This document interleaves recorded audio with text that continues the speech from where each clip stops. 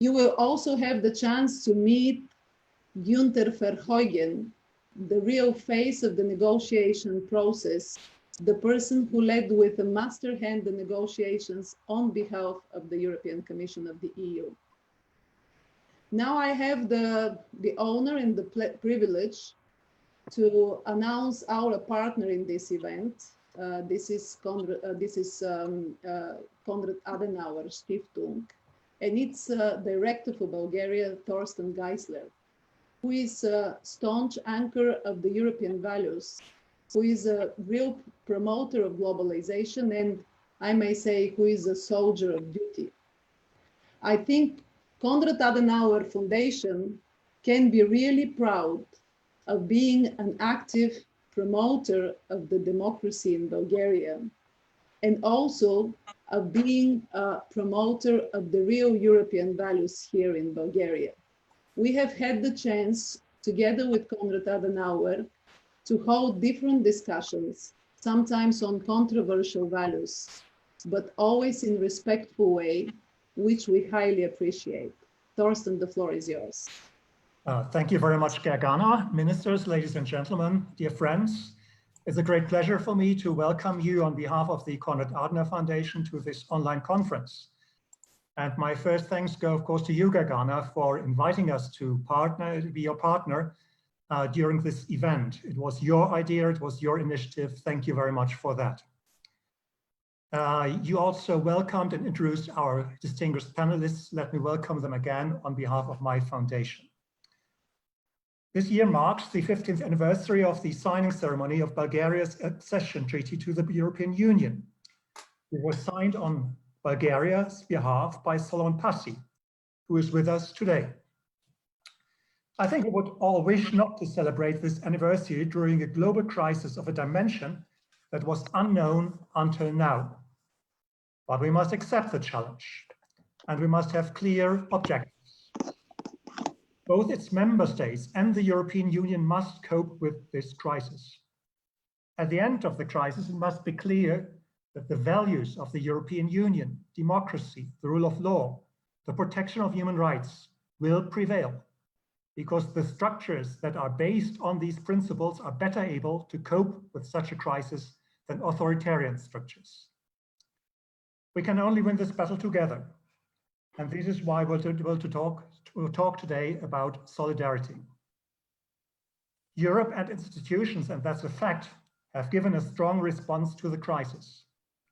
All available resources have been or will be provided to successfully deal with the crisis. 500 billion euros will be provided to support the economies of the EU member states. 40 billion euros will be provided from the European Investment Bank to support middle market companies and small and medium-sized companies. 37 billion euros will be provided from the EU budget via the cohesion policy. I could also mention the millions of euros for research on a vaccine, the millions of euros that will be mobilized to support laid off and self-employed workers, and also the millions of euros that will be spent on strengthening EU civil protection mechanism and to co-finance repatriation flights and equipment measures. Yet another measure is the European Central Bank's exceptional 750 billion euros pandemic emergency purchase program, 750 billion euros, which will buy Eurozone state and corporate bonds and debts on the market. And yesterday, the European Summit, or 2 days ago, the European Summit agreed on the general principles of a European Recovery Fund and in principle on a higher EU budget. I know there is still a lot of work ahead of us to agree on how this recovery fund will work. We're not just talking about the details, but it is already a milestone. We're talking about billions and billions of taxpayers' money, so nobody can expect an agreement to be reached in a few hours and in full harmony. Conflicts are normal in this context.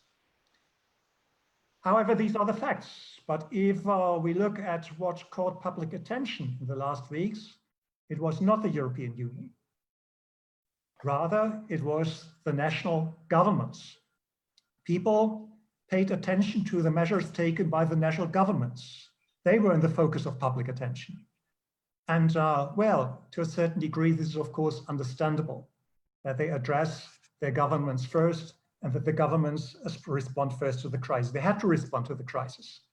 The EU has very few competences in health policy, and the national governments had to address the manifold concerns of the citizens and assure them that they would lead them through the crisis. Asking for European solutions does not mean that national governments do nothing. Strong answers given by democratic and pro-European national governments seem to have a positive side effects, by the way. Opinion polls in some European countries show that democratic and pro-European parties that are in government are gaining support at the expense of populist parties. In my country, AfD is going downhill. And this despite of the fake news that are spread by many of our opponents. This is a problem, by the way, that we will have to continue dealing with. But not everywhere. In some countries, populist parties allege that their countries are abandoned by Europe, and in particular by North and Central European countries. And if you look at the opinion polls in these countries, they seem to be quite successful. We should, however, ask people like Mr. Salvini and his Lega from Italy, who complain that Europe does not help Italy enough or leaves Italy alone with its problems, what their political partners did for them. In the European Parliament, the Lega is in one group with the Alternative for Deutschland, the Dutch Wilders Party, the French Rassemblement National, and the Austrian Freiheitliche Partei.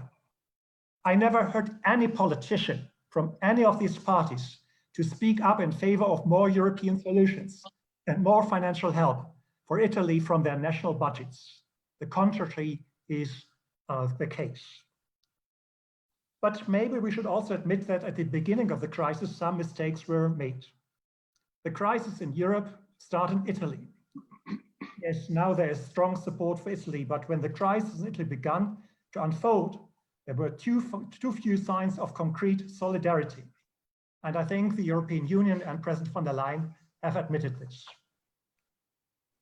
And while it was the right step that the European Union member countries agreed on closing EU's external borders, the unilateral closing of borders between member countries gave the impression that everybody was just fighting for himself.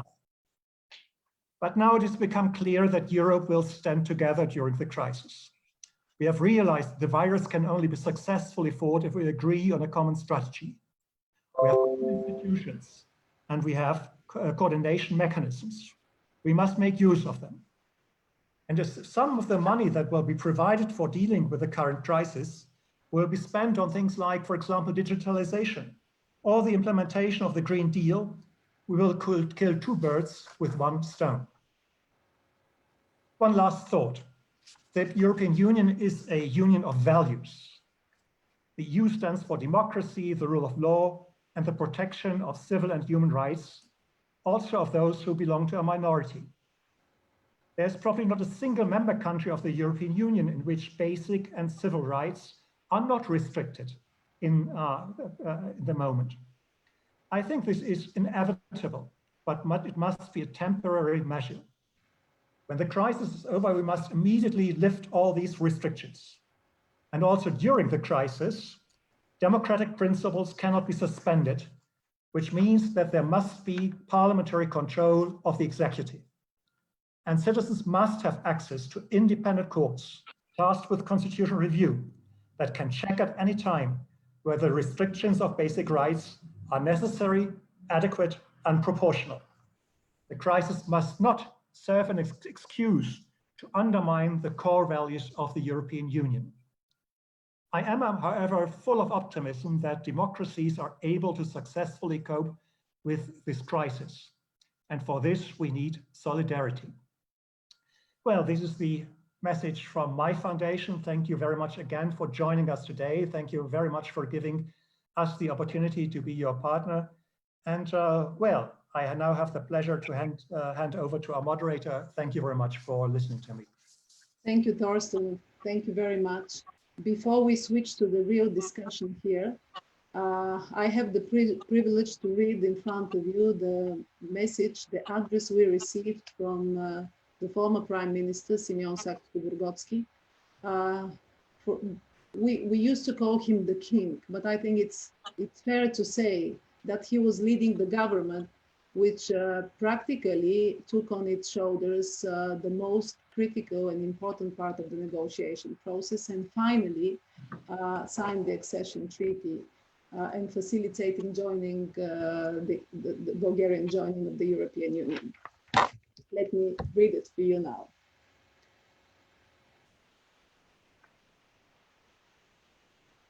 Today, 15 years later, I recall with excitement the signing of Bulgaria's EU accession treaty in Luxembourg.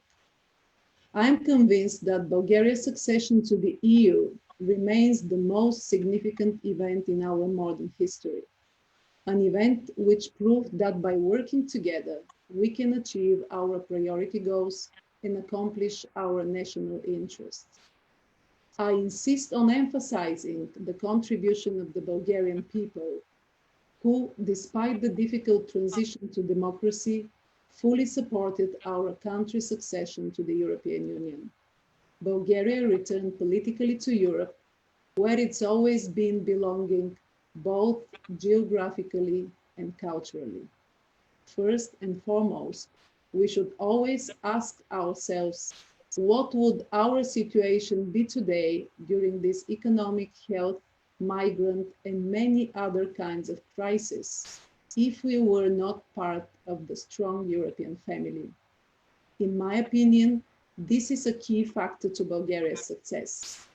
This is why we must make every effort to ensure the European Union is held together by a working mechanism which will allow us to tackle all possible challenges with collective efforts.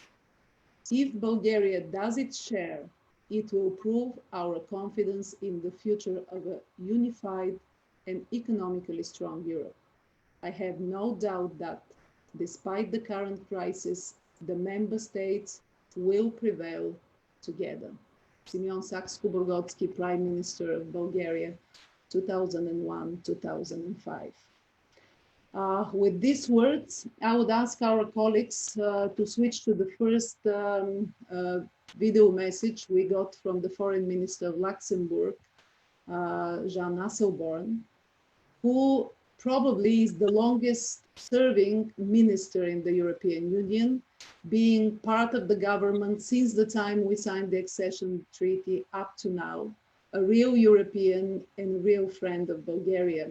I would like from a distance to thank Mr. Asselborn and his team for being so fast and flexible and sending a message to the Bulgarian audience. Colleagues?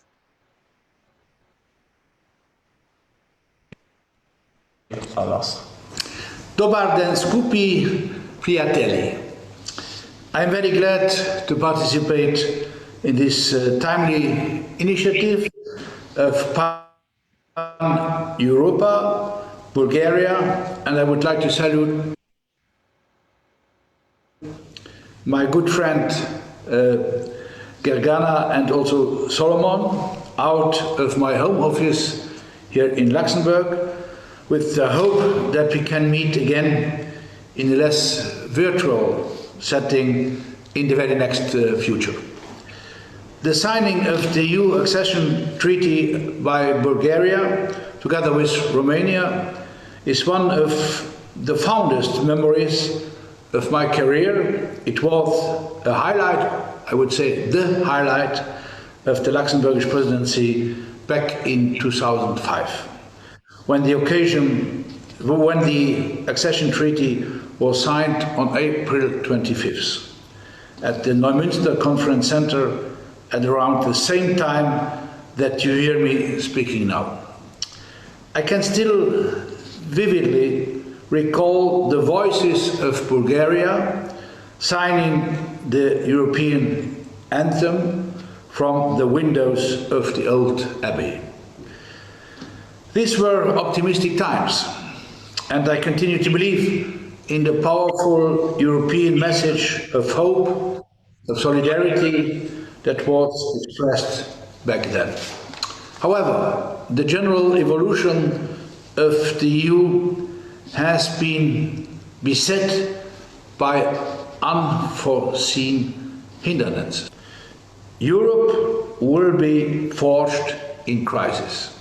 said Jean Monnet, one of the founding fathers of the European Union, and will be the sum of the solutions adopted for those crises. The current situation caused by COVID-19 is unprecedented. It challenges the very foundation of our societies, our freedoms, our openness, and the pillars of our common European project that we have built over the last decade. At the same time, in all fairness, I would like to point out that in this crisis we have been largely successful in bringing home thousands, tens of thousands, hundreds of thousands of European citizens and their families from all across the globe. Only through joint action of the Member States over the past weeks, this has been possible. There have been many examples of solidarity, such as the transfer of patients from France and Italy to hospitals in other countries, including my own. Member States have helped each other with providing protection material and other medical resources.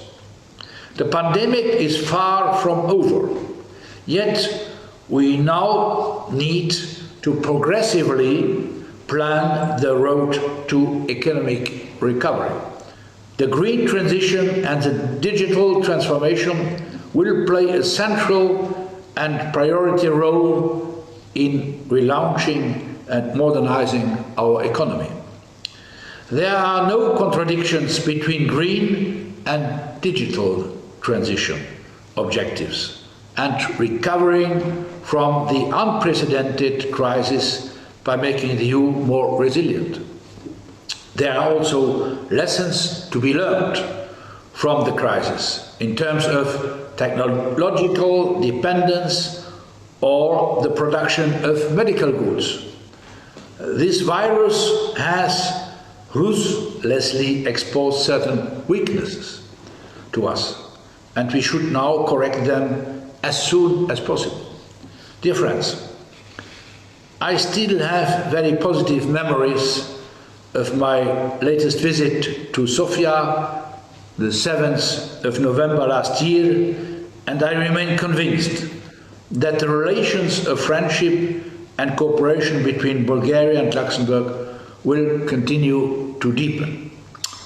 Also in the economic field, in the interest of both our respective countries.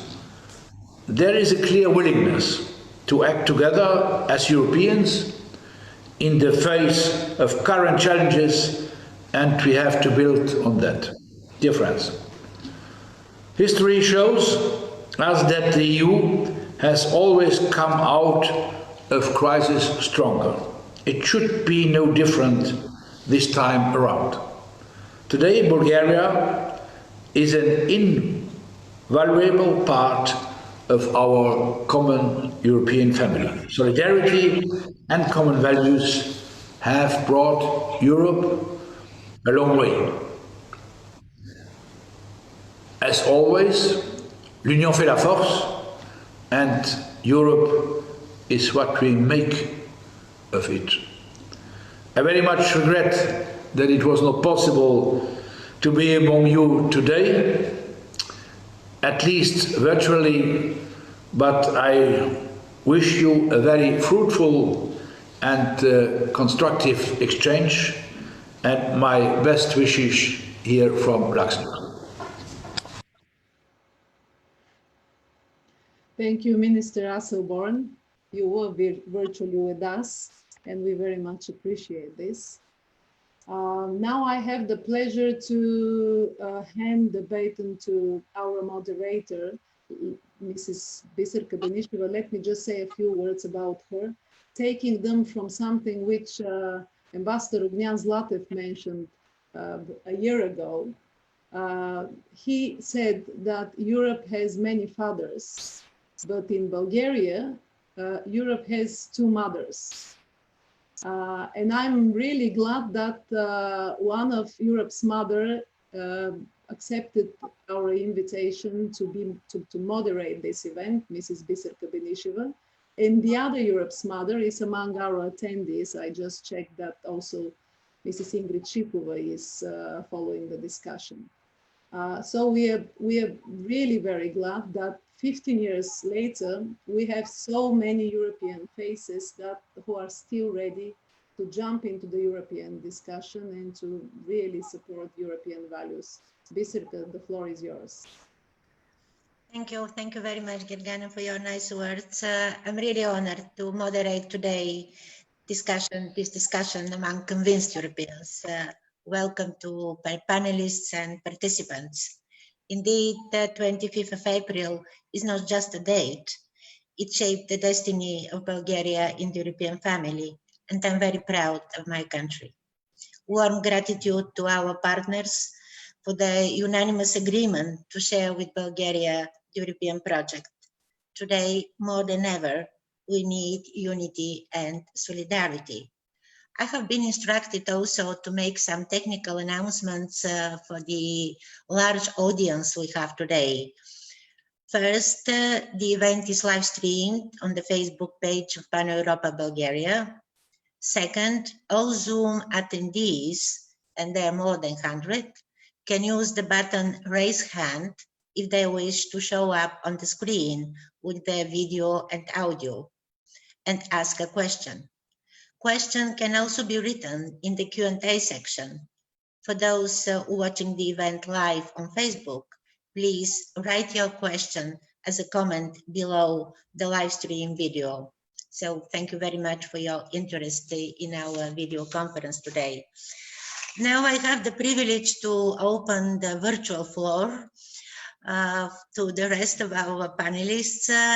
So I have the honor to first invite Dr. Solomon Pasi, who can be introduced in various capacities, but I wish to emphasize his skilled diplomacy as Minister of Foreign Affairs to promote the case of Bulgaria in the European Union, to raise the political profile of Bulgaria as chairman in office of the OSCE and as non-permanent member of the UN Security Council. He recently launched a platform named Health Shield for Europe in response to the Corona crisis. Minister, you have the floor to share your memories and visions. Thank you, Ambassador. Before sharing memories, I would like first of all to share thanks. There are many people from outside Bulgaria who helped Bulgaria during the negotiations period. And I'm happy to see 4 of them spiritually or physically with us today. One is Günther Verheugen, who was the father of the fifth enlargement. He had the negotiations, and here I will go to the allusion of Gergana with the mother of the European Union. This is something that you have to discuss between yourselves. Günther Verheugen is one of them. The other one is Jean Asselborn, to whom and his government, presided by Jean-Claude Juncker, which concluded the negotiations with Bulgaria, and Dick Roche, as it was mentioned, for his skillful leading of the Irish government when we concluded the negotiations. And the fourth name, which I would like to mention here, which has always been with us and always been with Europe, this is the name of Konrad Adenauer, which is represented to us by different physical names. Today it is our friend Thorsten Geisler, and I want to thank him and the foundation for the 30 years of support. I took this challenge of video adventure today with you, tempted to not only to share some thoughts for the past, but also to share with you the fact that this video sometimes could be illusion. You see behind myself the Bulgarian painter, artist, and a good friend of mine, Peter Michev, and this is something real. But something that is not real is that what Dick Roche called in the beginning my braces. This is this. You see, they seem to be very, very long braces. And at the end of the day, you see that these are two neckties. One of them is the necktie of the Dutch presidency of the European Union, which was immediately before the Luxembourg presidency of the European Union. And the second one, this one, is the Luxembourg tie of the European of the presidency 15 years ago.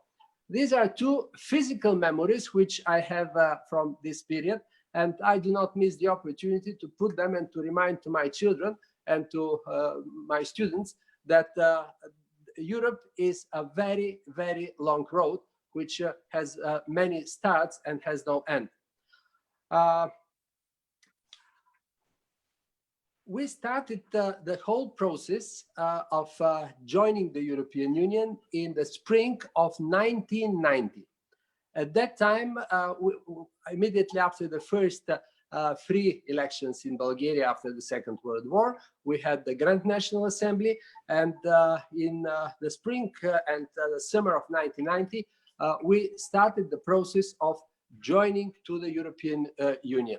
From this period, there is only one person who is here in this group today, whom I remember of as of today. This is Elena Pop-Todorova, and we started together with her.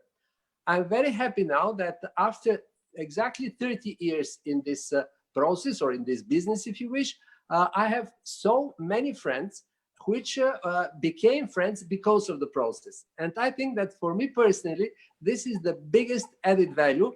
At last but not least, my family was built on this negotiation process, because Gergana was my excellent deputy foreign minister, and now she is my excellent boss at home. When we conducted the negotiations, we had many of us had the following illusion, that NATO will be something like a autopilot for security for Bulgaria, and the European Union will be the autopilot for everything else. And it was a widespread rumor that after the negotiations, after we joined NATO and the European Union, the national governments will have to do only takeoff and landing. Everything else will be the autopilot, and the governments will only serve drinks on the board. Actually, the result was, the truth is very, very different, and it's very much in line with what Thorsten said. Actually, we need national leadership in Europe more than any time before.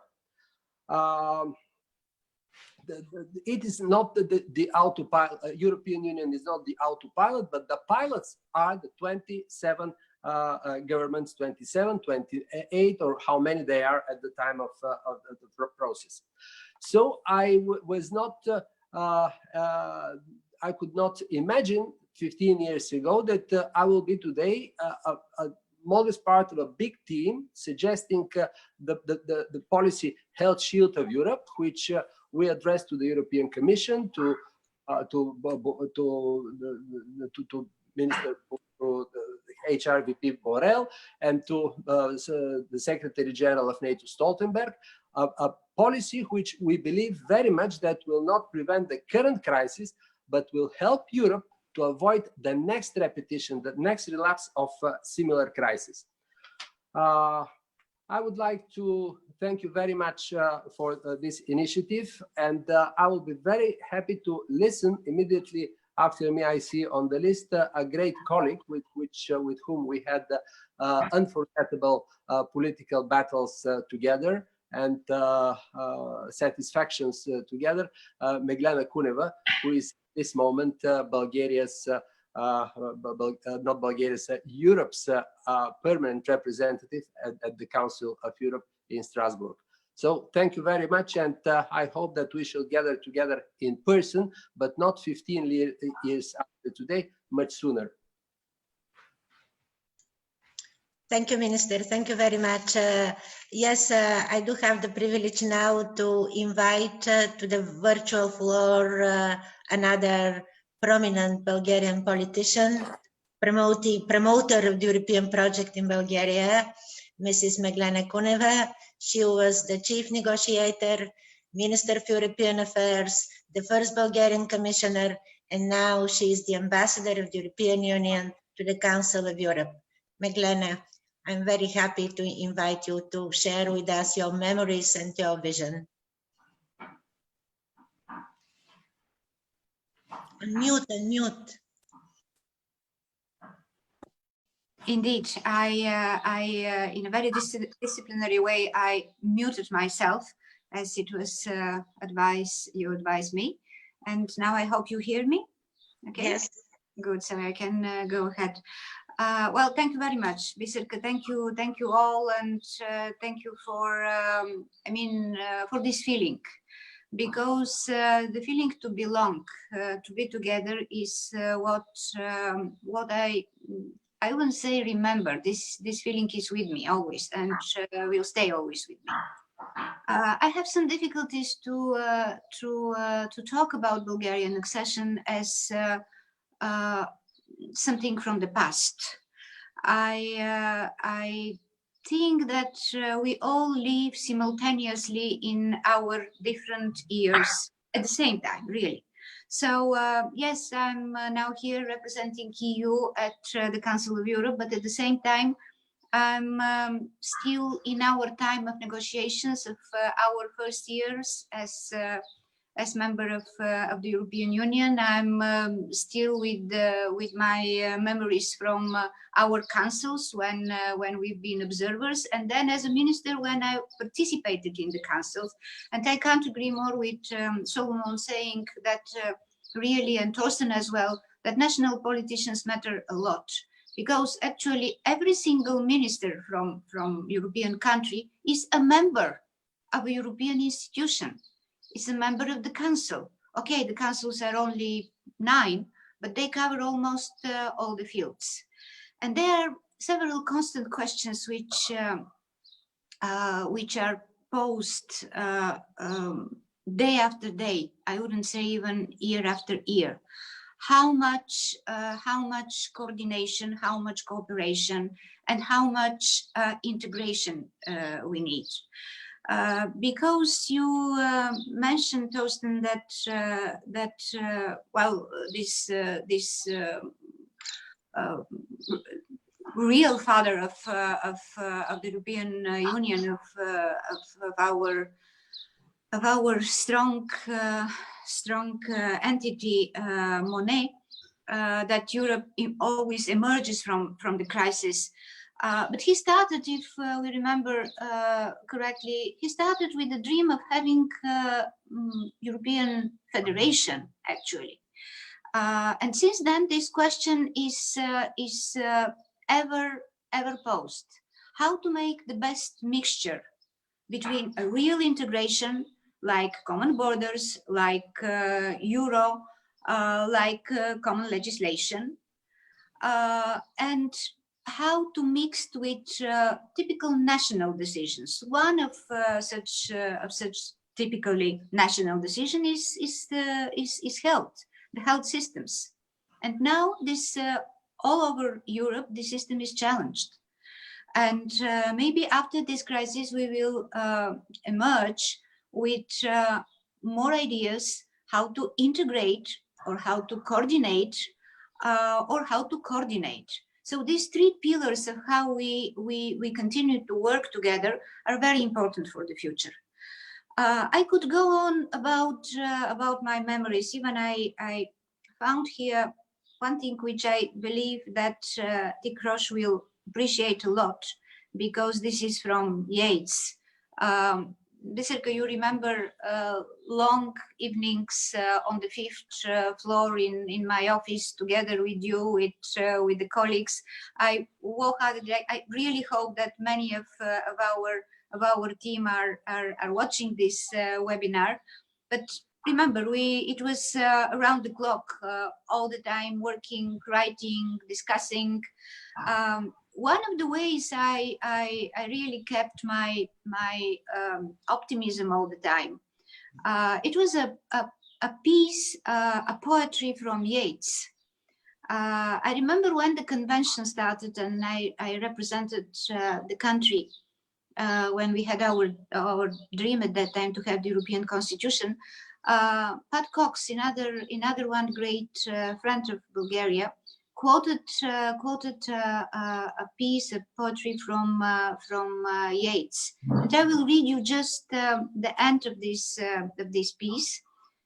The poetry is about a poor boy, a poor man, who is suffering to his beloved, and here is the quote: "But being poor, have only my dreams. I have spread my dreams under your feet. Tread softly, because you tread on my dreams." I still remember the feeling when Pat Cox read this piece, and for me this emotion is still the same. But it is not only about how we feel today; it's about how we plan for the future. Europe is about the future. We learn from the past. We could be inspired from the past. We could be inspired by the fact that we have so many things in common. But it's about the future. And right now, I agree that it's a turning point. We can do more. We can do more about our integration, about our coordination, and about how we communicate on that.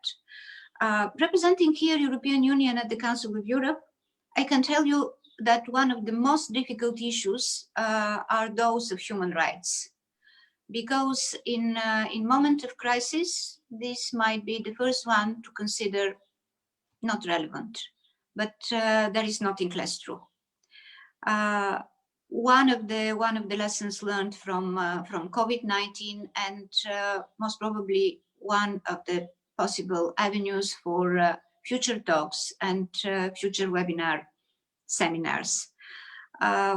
Well, this is from me. It's not the past. It's not the project. I think that we really should stop calling Europe a project. It's not a project. It's life. It's real life, and we need to do the best this life to answer to the hopes and griefs and concerns of all the Europeans. And yes, we can do it.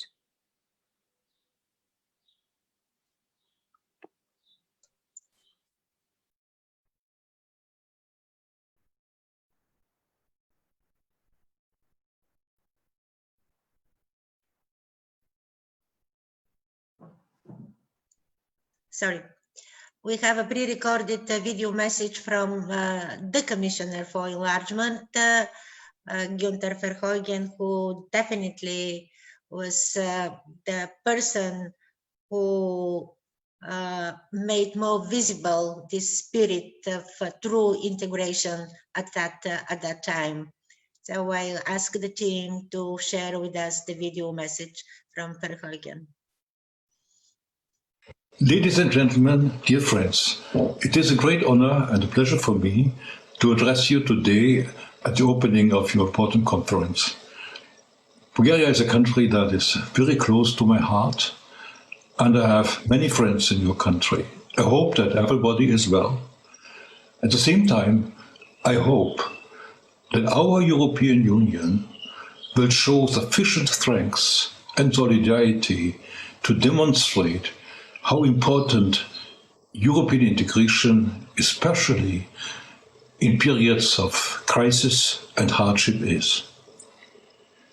Let me begin by saying that I welcome very much the decision to organize a conference in memory of the 15th anniversary of the signing of the accession treaty of Bulgaria. That is indeed a country, that is indeed a date worth to remember, because it is a date that changed the history not only of Bulgaria, it changed the history of the whole European Union. For most of the people in the European Union today, and probably also for most of the people in your own country, the membership of Bulgaria in the European Union is self-evident. It's a matter of life, a fact of life. But we should never forget that it was difficult to achieve. The EU membership of Bulgaria did not fall like manna from heaven. It was the result of tough political decisions. And I have to say that the most important contribution came from the Bulgarian society itself. At the end of the day, it's always the people who have to shoulder the burden of transformation. How far this transformation of the political, economic and social system of Bulgaria went is generally undervalued and underestimated in the so-called old member states. I want to make that absolutely clear. The accession of Bulgaria was based on true merits and nothing else. Bulgaria was sufficiently prepared, the rules and institutions were in place. I remember very well the fact that strong doubts remained in EU institutions and in member states. And that is the reason why a so-called safeguard mechanism was included in the accession treaty.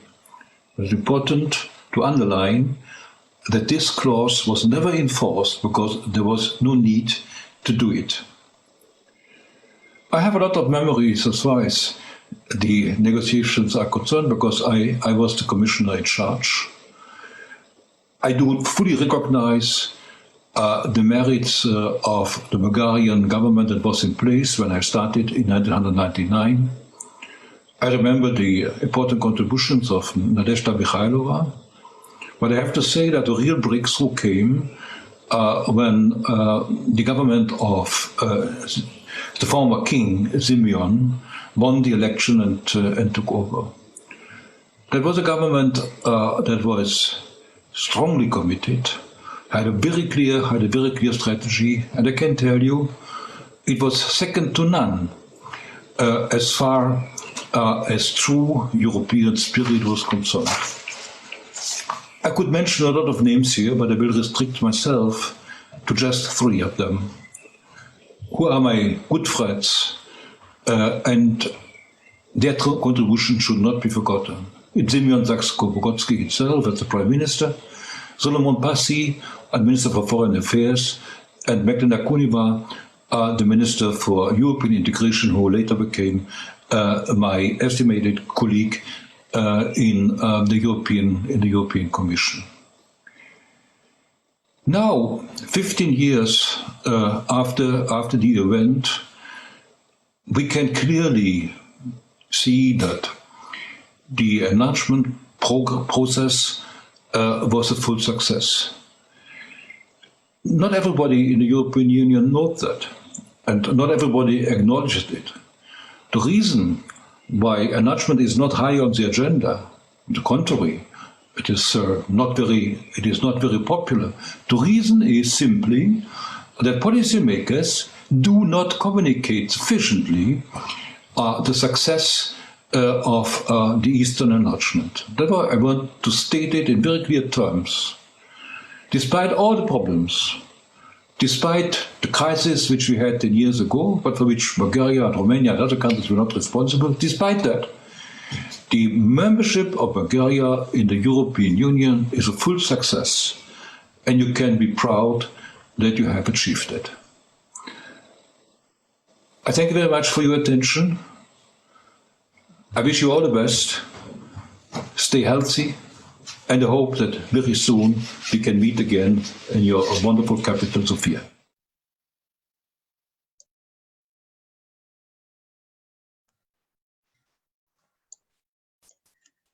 Recalling back these years, we have to mention the year 2004, when Bulgaria completed accession talks under the Irish presidency at that time, with Minister Dick Roach, Minister for Minister of State for European Affairs in Ireland. I recall his visit to Bulgaria before the end of the Irish presidency, and Minister Roach said, listen, as presidency, we are not over-promising, but we shall try to deliver. And they did. That allowed the drafting and the signature of the accession treaty, the completion of the negotiations. Minister Roach, I invite you to our virtual floor to share with us your memories and vision in response to the current crisis. Well, thank you, and thank you so much for the invitation. I have many, many memories from that time. But when Magdalena was talking a little while back and she quoted Yeats, a thought came to my mind. 104 years ago yesterday, 104 years ago. Could we ask the minister to put up the volume? I'm sorry, Minister Roche, you're very kind of vague and distant. Oh, okay. The volume is as high as I can get it. I'm so sorry. Oh, that's okay. We will listen more carefully. Sorry. I'm so sorry.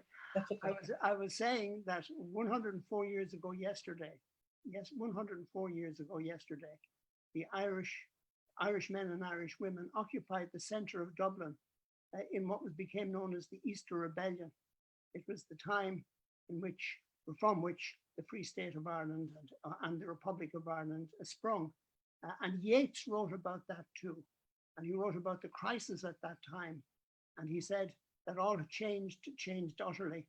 And I can't help but believe that the current crisis, the current difficulties that we face in Europe will produce another period of change. I remember very well on the night of the 31st of December 2006, I remember being in Bucharest for the ceremony of joining and then traveling the following day to Bulgaria. And I remember so fondly being there.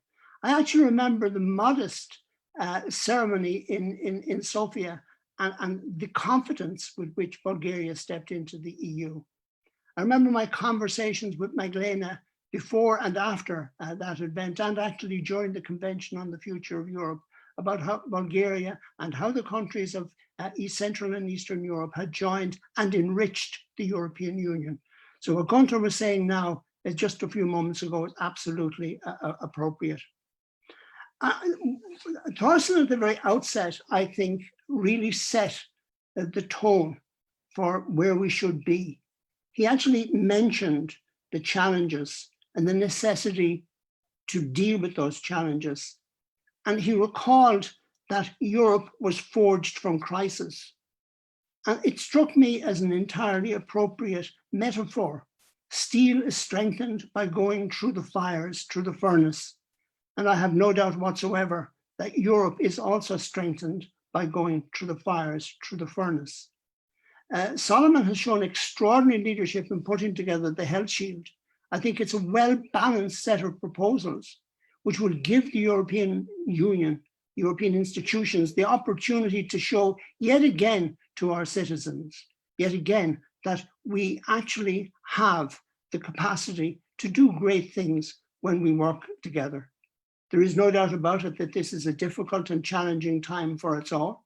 There's equally no doubt about it that at the very outset of this particular crisis, the European institutions did not fill themselves with glory. And the president of the Commission has recognized that, particularly in her conversations about Italy. So it's not a time for looking to the past. This is a time for looking to the future. We are stronger when we work together. We have in this family of nations that we call the European Union, we have very considerable people with extraordinary talents and amazing capacity. We have citizens who are capable of doing great things. And we'll be judged in the future, and we'll be judged in the near future, by how we respond to this crisis. It cannot be a time for division. It cannot be a time for the type of populist politics that we have seen. Europe is stronger when it pulls together, and we have proven that in the past, and we will prove it in the future. Again, thank you for inviting me to join in the conference today. And I'm very sorry if the voice isn't as strong as it used to be. I think the fault is in me rather than in the equipment. But thank you all so much. Oh, thank you, Minister Roach. Thank you very much. We heard you very well. Don't worry about that. I have on my list the next panelist today. That is Ambassador Elena Poptodorova. She was member of the Bulgarian National Assembly for 11 years and also a member of the Joint Parliamentary Committee Bulgaria-European Union. She was Bulgaria's ambassador to the United States for a total of 13 years and elected member of the board of the European Institute in Washington, D.C. She currently serves as vice president of the Brussels-based Atlantic Treaty Association, and she's the director for Euro-Atlantic Affairs at the Atlantic Club of Bulgaria and director of its newly established 3Cs Initiative program. Elena, you probably have most very good knowledge of how the Marshall Plan worked years ago, because today in the European corners, a lot has been said about Marshall Plan type recovery measures. So you have the floor to share your vision on that possible recovery from this type. Thank you, Biserka, very much indeed. And Minister, I apologize, probably I kind of worried you a bit, but it was not you, it was your device, because very soon after it all went up and the volume was perfect. So don't blame yourself for anything today. I'm sorry, but I cannot help a positive joke at the beginning. While listening to the, how should I term it best, to the race to motherhood of the European accession of Bulgaria earlier on in the teleconference, I was reminded of an old saying which says that success has many mothers while failure has none. So if we're looking for a best illustration of the success of Bulgaria's accession to the European Union, it was given to us at the very beginning of the teleconference, and I would really urge many more candidates to rush to motherhood of the EU accession and furthermore. My colleagues remember that I had concerns that this teleconference may turn into just a commemorative event of 15 years ago, rather than addressing on this same very important occasion a most challenging reality bearing on the Union's immediate midterm and long-term existence. I believe that this is what our young audiences today would be interested in, and therefore I would skip over my own sweet memories and grab the bull by the horns. Europe's de facto leader, top leader, I would say, Chancellor Angela Merkel of Germany days ago called the coronavirus outbreak and its aftermath the greatest test for the European Union since its inception. And Germany will only do well in the long run if Europe is doing well, she went on to say. So the latest developments are that the leaders of the member nations asked the bloc's executive arm, the European Commission, to come up with a proposal for a recovery fund. The fund should help carry out a new Marshall Aid plan for the reconstruction of Europe. Because without solidarity, there can be no cohesion. And without cohesion, there will be disaffection. And the credibility of the European project will be severely damaged. A recovery experienced evenly, and I emphasize evenly, across the 27 member nations is crucial for the European Union to continue functioning as a single market for goods and services, which is practically its main purpose. It is also crucial to the stability of one of the world's most important currencies, the euro, which is shared by 19 European Union countries. Bulgaria will be submitting finally its own application next week, we hope. So if one or some regions are abandoned, it is all of Europe that will fall, President Macron of France said, again, very recently. But what would the fund do? How big it will be, when it will be introduced, and virtually every single detail pertaining to its function is still to be determined. And the gaping blanks practically lay bare just how far away the bloc's leaders are from agreeing on a much bolder joint effort, because the European Union is known for looking for the least resistance yardstick, which is, of course, very natural, having in mind that there are 27 that have to agree. The European Commission was also asked to prepare a proposal on how to partly repurpose the bloc's regular 7-year budget to create the recovery fund. The Commission's suggestions are to come sometime in early May. May 6th is a date which was announced to us. And this will form the basis for the next round of debate. I'm afraid that we are now in a situation, in a world of bad options. But again, the path of least resistance would probably be using the budget framework rather than looking for other forms of accumulating this fund. And obviously, agreement on the budget framework will practically mean agreement by the leaders of the 27 to proceed on with the fund itself.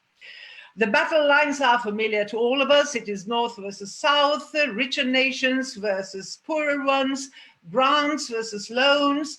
Timing is also contentious because the leaders from Northern Europe are thinking about the economic fallout from the pandemic in two very distinct phases, the crisis and the recovery. While in Southern Europe, which has been hit harder, and Bulgaria is in Southern Europe, somehow sees the two phases bleed into each other. So that will be yet another difference of approach that needs to be tackled one way or another. So while all countries agreed on Thursday that there should be solidarity with the worst hit countries and that the European economies are so deeply integrated that the rescue packages are helpful to all and should be helpful to all, the shape of the solidarity itself proved deeply contentious. It should also be reminded that anti-European sentiment is also on the rise in both Italy and Spain, and the spillover is not to be excluded. The European Union, already battered over the past decade or so by a major financial crisis, the migration crisis, Brexit, so it can ill afford failing its members now and in that way letting questions about its usefulness spread any deeper. The May 6th EU summit is expected anxiously, but my sense is that it will not provide yet the ultimate solution. It will take multiple meetings at the top before a breakthrough happens. And in all honesty, I'm now a free person. I can speak more openly politically. I think that nothing much will happen before the German presidency takes over on July 1. In the meantime, though, there are things to be done on the practical level. And I would like to bring to your attention a large-scale project of a leading Bulgarian company, large infrastructural projects, which is led by engineer Roman Markov. The company is an infrastructure developer and creates projects of pan-European importance in the field of transport infrastructure and water management. The largest project of this company is ABC plus DE project, which spans over 6 EU countries around the basins of the Baltic, the Black and the Aegean Seas. ABC plus DE is both a transportation and energy and telecommunications project because it provides the main structure for LNG transportation and distribution.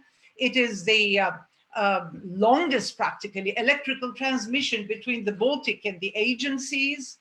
It is also a supply line for the procurement of oil and oil products from other parts of the world, US included, the United States included. And it will also operate a 5G/6G network. Now, it is no accident that I'm bringing up this specific project, because infrastructure has been singled out as one of the powerful vehicles to European recovery. Investment in infrastructure translates in economic support for workers, businesses, and healthcare. Infrastructural projects create demand of materials and equipment. They generate tax revenue for the governments at all levels. They build systems of lasting public benefit.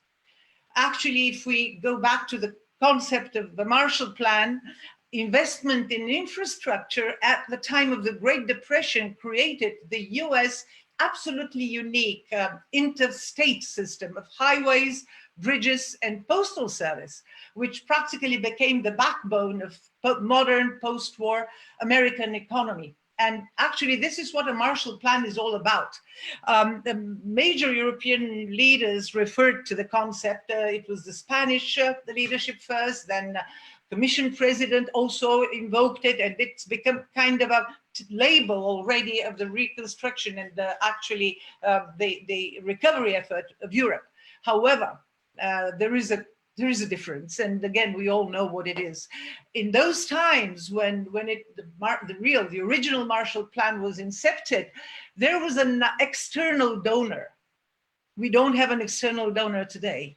It is us, and this is why this is the path to our own Marshall aid and to our own recovery and reconstruction.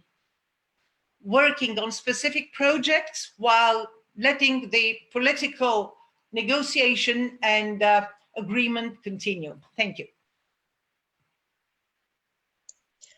Thank you, Elena. We also have a representative of the communication sector, and I have the pleasure to invite Mr. Maxime Béchard, who is the president of World Communication Forum Association, to share with us his view on how we communicate at times of crisis. Maxime, you have the floor.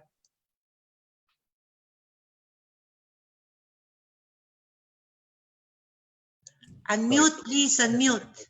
If my good friend, first of all, hello and good afternoon.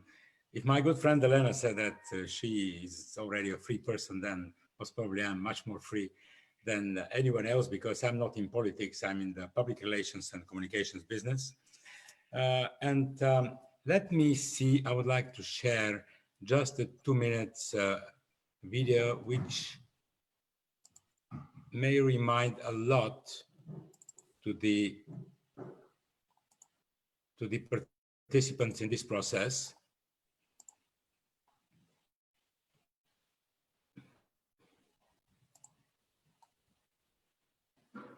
Okay.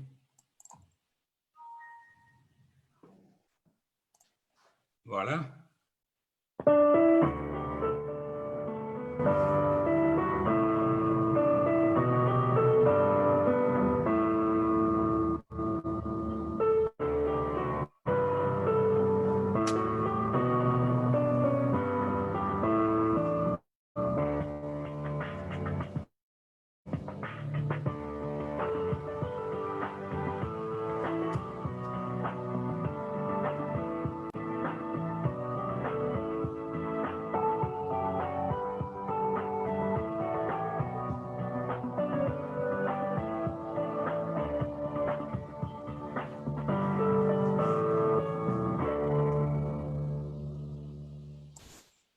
So it was exactly 15 years ago.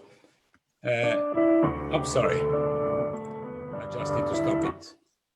It was exactly 15 years ago when the then Prime Minister, King Simeon, called me and said, we should do something. It was maybe a week ago, before the attractive signing where Meglena and Solomon and the King and the President participated.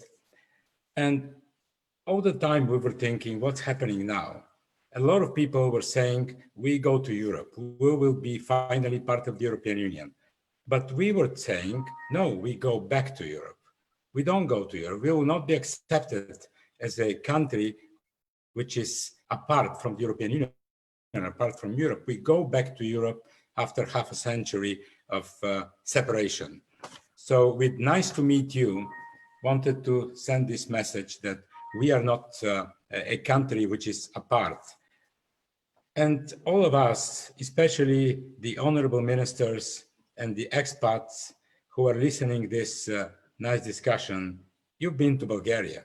And you know that Bulgaria, generally saying, is much more European country than many other European countries. First of all, the mentality of the people, the relations between people, the way they talk, the way they speak, the way they do their everyday job. And also the feeling that the people of this country are really part of Europe. So saying this, I can see, we can talk about public relations and communications, which from my perspective, and I was a president of the largest public relations organization, ECO, which is the Global PR Association with the 1.5 million members and employees in the public relations sector. So from my modest point of view and perspective, the communications policy of the European Union in Brussels is a total disaster. But it's a topic for a maybe day-long forum or day-long discussion. So we can talk and I can answer questions afterwards. But I see from the point of view of the Bulgarian membership, three big advantages and three disadvantages. And because, again, I'm not a politician, so I'd like to say the things straight and to the point, and then we can discuss. First of all, the advantages. Of course, the profile of the country has been raised enormously. Just the mentioning all over the world that Bulgaria is a member of the European Union, and especially in the US and Canada and Australia and different countries where literally they don't know where is Bulgaria. And I was using very often the comparison saying that Bulgaria is north of Greece and north of Turkey. And then people, especially in the United States, they will say, oh, now we know where is Bulgaria, now we understand. So the profile of the country had been raised enormously.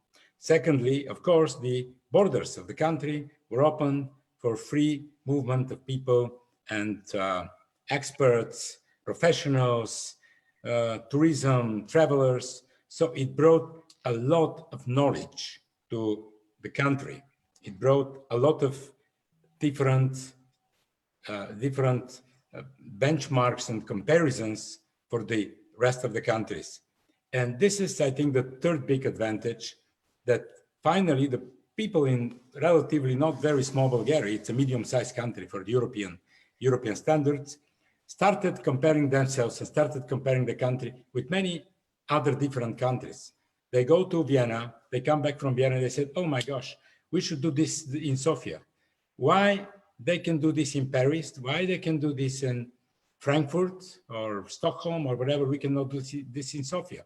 So the comparison, and I really believe that a century ago, let's say Austria was here and Bulgaria was here. But now Austria is still on the top. Bulgaria is much closer. Bulgaria raised a lot.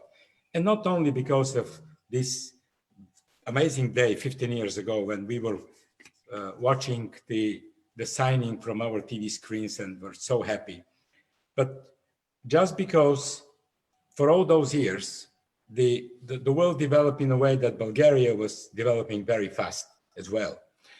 And then I think the disadvantages or the things which were not managed in the proper way. First of all, the changes didn't happen very fast, very rapid.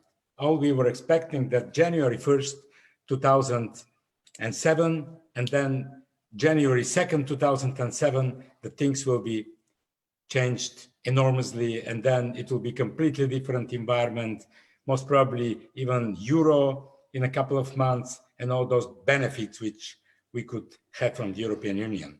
Secondly, I think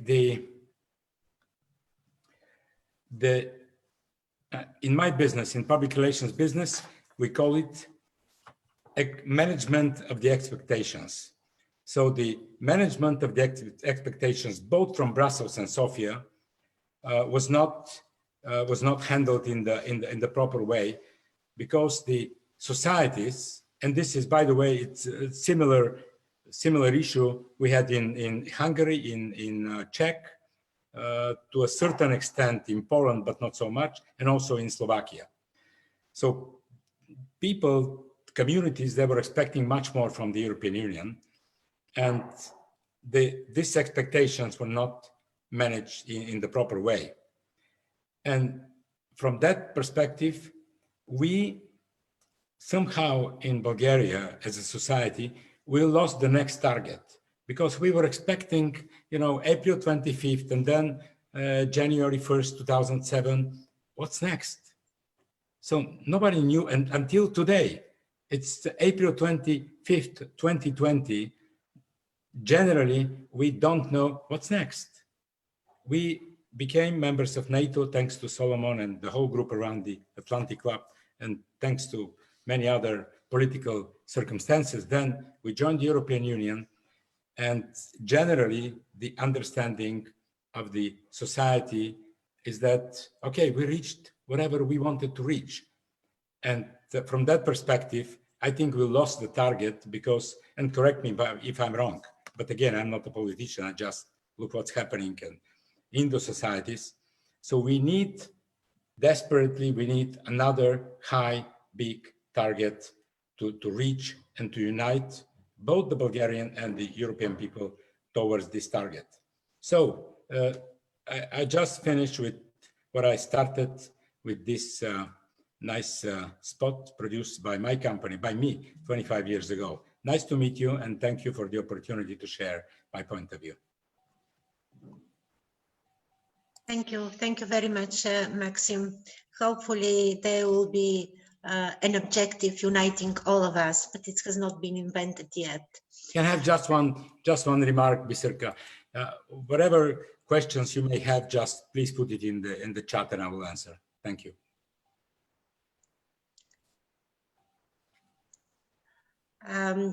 Now I'm opening the discussion for all those attending the forum today. And I would like to invite Ambassador Stanislav Daskalov, who was Bulgaria's ambassador to the EU and a key figure in the negotiating process, and also our first permanent representative after the accession. Stancho, you have the floor. Thank you, Biserka. Thank Pani Europa for this wonderful initiative. Yes, I was lucky to be ambassador at the time of the ceremony, and I would like to share with you one memory which was not mentioned, linked to the signing of the accession treaty, which has a great practical significance. As we all know, after the signing of the accession treaty, we started to participate in the council meetings, and I myself started to participate in the COREPER meetings. And prior to that, of course, we had to work very hard to ensure that, for the simple reason that on the date of the signing of the accession treaty, we were literally flooded with enormous volume of documents of the Council and the Commission, which we didn't have access to previously. So we had to develop a mechanism and procedures how to distribute this big amount of documents, how to analyze them and prepare elements for Bulgarian position. So luckily in our team in the mission, there was a diplomat with very high IT knowledge who developed a program which helped a lot. And anyway, we developed these procedures and template, which is still used in the permanent representation today, with some small amendments, of course, given the circumstances. So I'd like to pay tribute to my team at that time, who worked with great devotion for the accession negotiations and made a major contribution to the success of these negotiations. And it was at that time that actually we understood actually that the myth that the European Union is a very bureaucratic system was highly exaggerated, for the simple reason that at the beginning, Bulgaria and all other new member states had great difficulties to cope with the volume of work and pace the EU was working. But gradually we were in line, and now I'm glad and I'm sure Bulgaria is, like all member states, working with full steam on all dossiers. So this is just a small memory, which was not an easy period for our team at that time. So that's about the memory. Then on personal aspect, I would say that this was one of the happiest days in my long professional life, together with a day in June 2004, when we completed the negotiations. Both happiest days happened in Luxembourg, strange enough, in the smallest EU member state. Well, today, as we know, we experience unprecedented challenge with this pandemic. And I'm sure that this will inevitably change the European Union, and we have to work hard to make these changes manageable and to the best of our people and citizens. And in this respect, I would like to congratulate Solomon for his initiative about the Health Shield for Europe, which contains a lot of elements, which was mentioned by other speakers. And in particular, one element which mentioned also Minister Asselborn, and this is that the European Union should rethink its industrial policies and to see how to avoid overdependence from third countries and to produce some minimum vital products needed not only in the medical area, but in other strategic areas, so that we cut this dependence from abroad.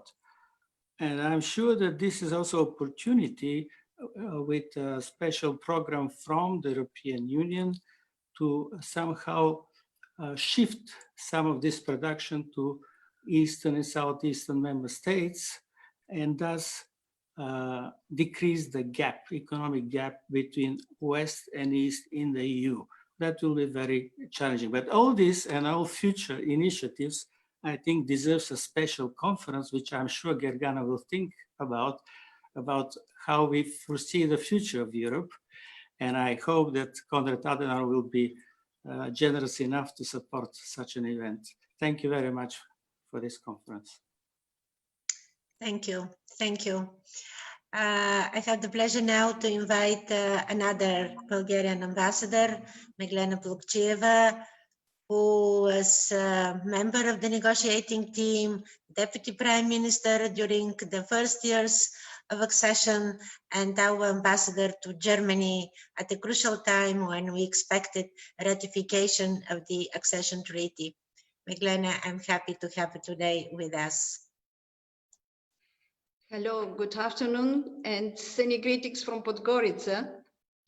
First of all, Gergana, congratulations for this excellent initiative, and many thanks for inviting me to join this discussion. What can I say at the moment? Maybe, first of all, looking back, I feel me happy being able to participate in this unique negotiation process. As Deputy Minister of Agriculture, I have had the honor to lead the team of negotiations on chapter agriculture.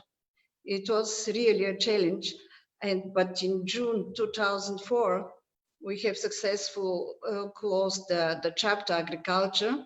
Later, upon being appointed ambassador to Germany, it was the next challenge, and I have had not only the honor, but it was a very special commitment to convince the Bundestag, the German partners, of the ratification, because maybe you remember, Germany was the last EU member state ratifying our treaty.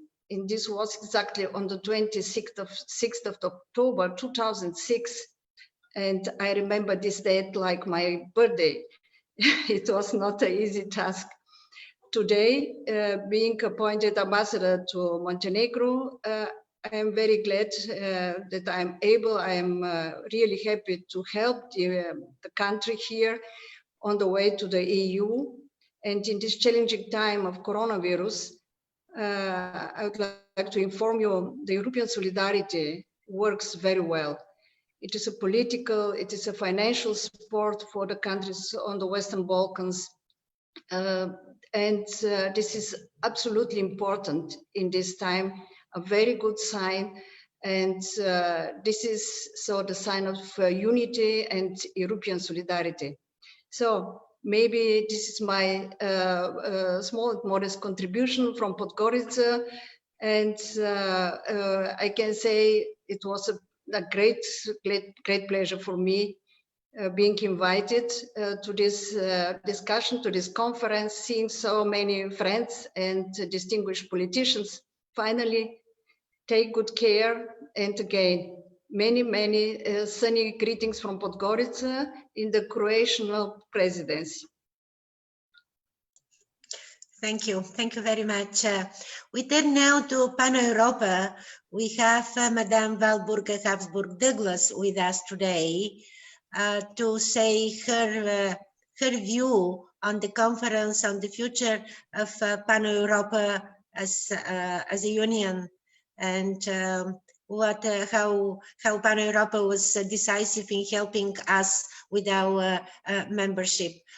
When she makes her remarks, I'll just raise one of the questions we received from the Secretary General of Pan-Europa Spain. So, Madame Habsburg-Douglas, you have the virtual floor. Okay, thank you very much. I must say, first of all, I'm delighted by this conference, but I'm not surprised. I mean, Pan-Europa Bulgaria was always on the forefront of everything. And so it's logical that they are also the first to make this Zoom international conference possible. I want to thank Gergana for this fantastic possibility for us sitting in all our different places and understanding that there is a normal life after all pandemic crisis. And I mean, I wanted to say something first. I mean, when I started to talk with the Prime Minister, my Uncle Simeon, because I can say Uncle Simeon, and he said to me, talk to Gergana, she is the one who can help you with Pan-Europa in Bulgaria. And I talked to her and I was instantly convinced Pan-Europa Bulgaria could only be a success with such a fantastic lady on the helm. And I mean, there are many people who say, do you really need Pan-Europa after a country has joined the European Union? And I think right now we see how important organizations like Pan-Europa are. When there is a crisis like the pandemic, you need organizations that can sort of talk to the hearts and minds of people. And that's the thing that Pan-Europa can. And another very important thing, Pan-Europa has always been on the forefront that the last one who joined the European Union helped the next ones in. And I remember that Solomon was speaking about the Eastern Partnership. And I think that's one thing which is an important task for Pan-Europa Bulgaria. You have joined, now you have to help the next ones after you to get them into the European Union as well. I must say it's a big pity that we cannot celebrate together today, because the 15th birthday is definitely a day worthwhile to celebrate. I think we can, but what we can do, instead of raising our glass with wine, we can instead say, we can congratulate not only Bulgaria, but we can congratulate Pan-Europa and we can congratulate the whole of Europe. Thank you. Thank you very much. Thank you very much. I have another speaker on my list, and that is Ambassador Maya Dobreva, who is the ambassador of Bulgaria to Luxembourg. Thank you very much, Maya, for assisting to provide us with the video address of Minister Asselborn. Thank you. Thank you very much. I just have to do a little correction that I'm accredited both to Belgium and Luxembourg. So my seat is in Brussels, and I'm extremely happy that the representatives from these two countries in which I'm accredited to are participating today in this wonderful conference. As for solidarity, I wouldn't say that I've missed solidarity since the first day of my arrival here. From the way I was received by both countries, and from the way they helped me through the Bulgarian presidency in 2018, you know, the focus of the presidency was in Brussels, both in the permanent mission and in the embassy. So we had the high support of all the two governments. They were participating in all our community lunches. And not only on governmental level, whenever I travel or meet people at regional level, mayors, governors, the attitude is like towards someone coming from a family, a distant family, but still a family. That's why I'm an optimist regarding solidarity. When we have controversies or disputes, this does not necessarily mean that we lack solidarity. I'm so happy today to be with you. This is my first online experience of a conference of this type. And with most of you, I've been working together with you for the last 30 years. And not only we worked together in that period, I was director for Europe when Solomon was the foreign minister. And we had a lot of funny moments together, difficult moments together, very, very difficult time, but very rewarding. But we worked together, bringing Bulgaria to the European Union, starting from the early 90s, and not only working on EU, but bringing Bulgaria to the Council of Europe, concluding association agreement with the EU and EFTA, bringing Bulgaria into the WTO and NATO. And we were all the same people in different subordination patterns. So this is a destiny. And today we are again together, and I'm here in Brussels. I've been probably the luckiest person to meet that day here in Brussels. And as I said, to have Minister Asselborn and my dear colleague Francois also being part of the conference. And I want to refer just to two remarks that were made by the previous speakers. One from Torsten, that democracy principles may not be suspended during time of crisis. If the conference allows for that, I would like to ask for more elaboration. Where is the borderline of when we can cross over the democratic principles? And the second is to Minister Roche. He said it's not time for division. And can we refer to all the disputes we now have, disagreements and on Corona bonds and other things as division lines? Or does he have something particular in mind? Thank you very much. And I wish every success to Gergana and Solomon and to all of you. Thank you, Maya.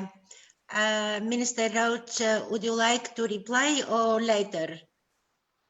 Well, it was interesting. You know, friends can have differences, but those differences are not necessarily divisions. The problem, I think, the big problem that we face in Europe at this particular time is focusing.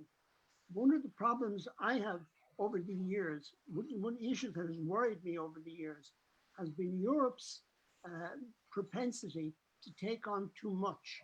What I would like to see Europe doing is more focus and doing those things that it does so well.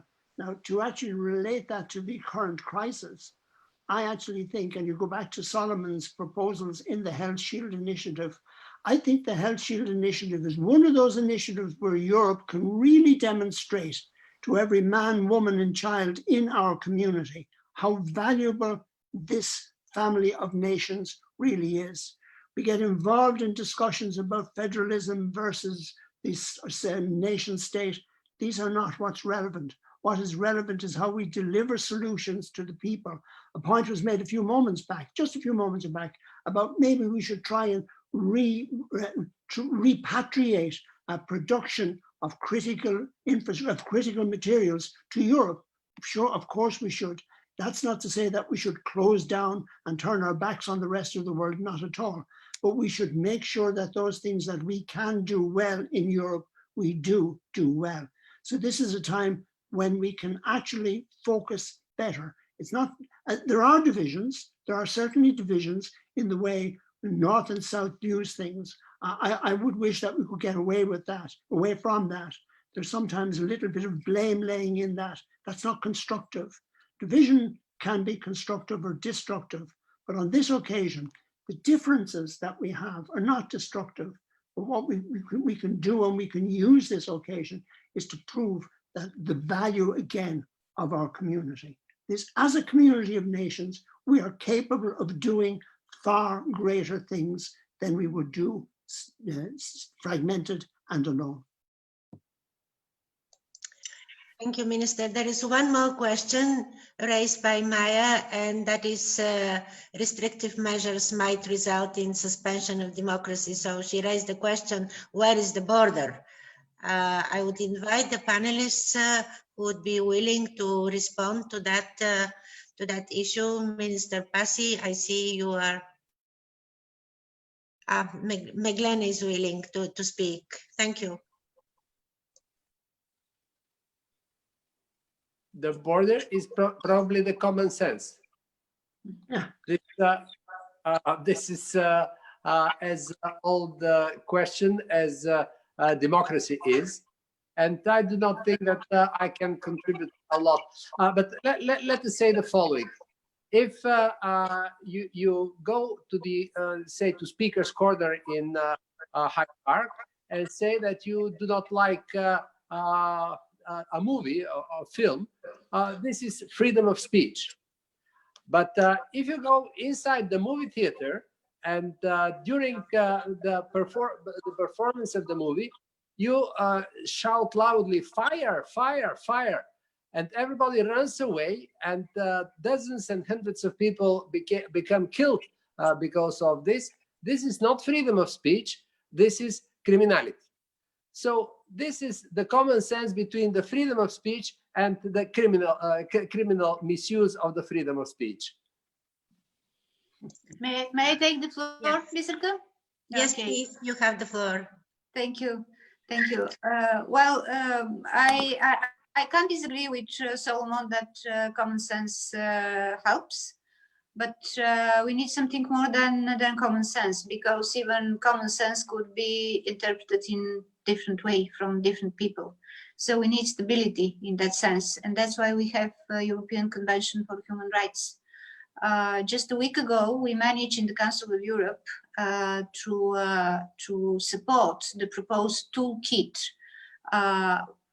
from the Council of Europe at the time of COVID. And we supported 47 countries, all the countries member of the Council of Europe supported in the declaration such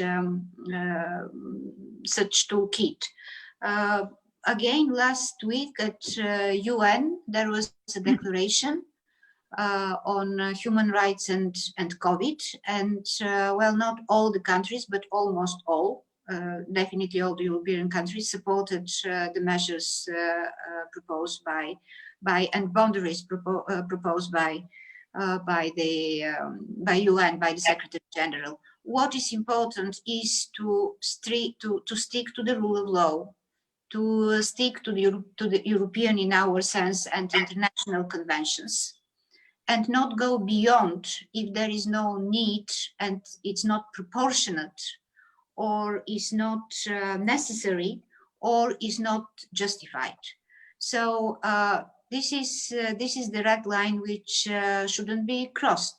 You will be amazed, but the very first week, there was already at the European Court of Justice, already a person, an individual, launched a complaint about his human rights, which he declared suffered from the measures imposed during the COVID crisis. So the court, the European Court of Human Rights, will have plenty of cases, I believe, and this is a positive sign, because there is a guardian of our human rights. But again, common sense could help. Thank you. I give the floor now to Ambassador Elena Papadopoulou, who also wants to share her view on the subject. Right. Yes, thank you, Biserka. Just to take it up from where Madlena Kuneva ended, talking about the Council of Europe and in general, the whole kind of matter of human rights guarantees. I was on the national delegation of Bulgaria, the Council of Europe for 7 years. And imagine I was among those, together with the whole Bulgarian delegation of the time, that voted in favor of the notorious and embattled Istanbul Convention. This is something which nobody wants to remember, nobody wants to recall, and there is no way of, unfortunately, of calling governments back to their duties. So as nice as it looks and as positive as it may seem, I'm afraid that until there is some way of enforcement, the Council of Europe will struggle with, and we did a lot of things, not just this. Usually you get a success in the Council itself, in the Parliamentary Assembly and in the Council of Ministers, but then when it comes back to countries, the individual countries, enforcement and compliance are lacking. And this is a huge problem. And if it's not taken up by the European Union in some way, this is again far-fetched thinking. But there must be some kind of a relationship, some kind of a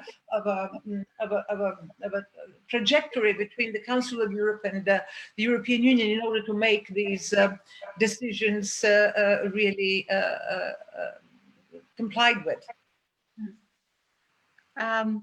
Just to add a few sentences, because it was almost a question from Elena. Thank you very much, Elena. It is already part.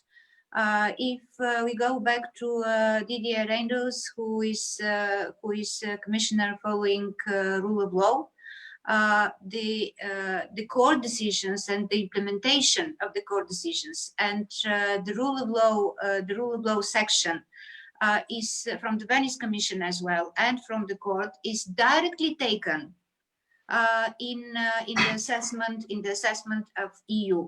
And yeah, indeed, the Council of Europe does not distribute cohesion money and cannot threaten by cutting the cohesion money. But the European Union, based on the Council of Europe and the court findings, could do it. So Good. If we are, I like the grammar tense. I like the tense. Yeah, I like the tense you used. Good. It's a political decision. It's a political decision, and that's why we are here, not by force, but because we believe in the same things. If somebody is reckless about rule of law and doesn't want to comply with rule of law, I mean, this is completely different set of values.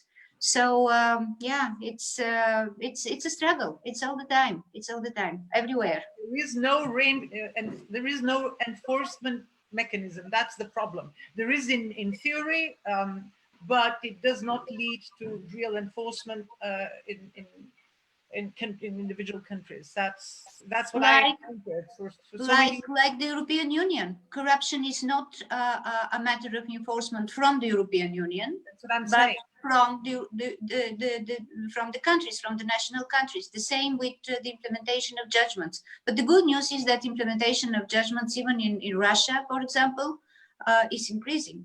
So one more word on Court of Human Rights. Luckily, something which really functions pretty smooth.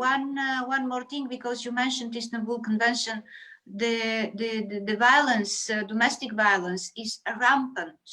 I know. When it is in the time of confinement, and I think that this conversation, especially for Bulgarian society, is very important. I should challenge you. Why don't you just you have the position, you have the authority, and a good excuse to talk publicly in Bulgaria. Why don't you take up these matters? You have to talk publicly to the national audience. I haven't heard your voice for such a long time.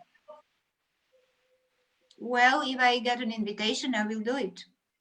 Okay, we can arrange for you to appear. You know that you will be very much wanted if you decide to tackle these issues. But here in Strasbourg, that's what I'm doing, because as strong the union is, as strong Bulgaria will become.